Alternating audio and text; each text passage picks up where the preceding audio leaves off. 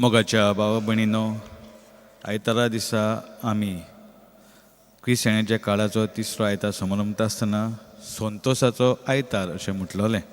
आनी हो जावन आसा संतोशाचो सातोळो.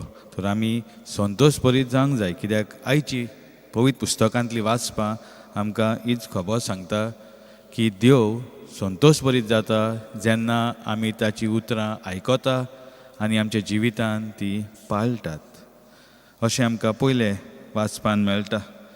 सोफनायस हो प्रवादी आमकां उगडास कोत्ता की इस्रायल पोरजा देवाचें उतर आयकनासले ओ ताचे उतरा प्रमाणे चलनासले.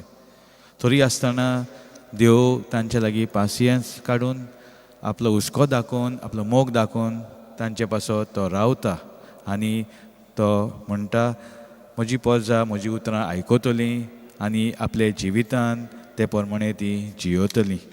तशेंच शुभ वर्तमानान आमी पळयता कशे भाशेन दोन पूत आसले. एकलो आपल्या बापायक ना म्हणटा मळ्यान वचून काम करूंक, पूण मागीर ताचें मन बदलता आनी तो वेता तो वावर करूंक.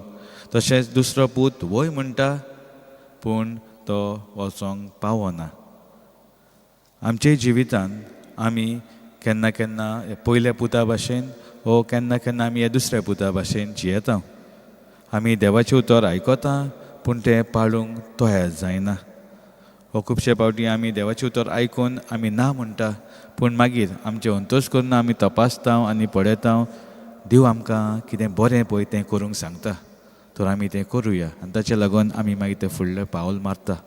तर मागीर ह्या मिसा बलिदानान खऱ्यांनीच आमी देवाचें उतर आयकूंक तें आपल्या जिवितान पाळूंक ताची कृपा आनी बळ ह्या मिसान मानून घेवया.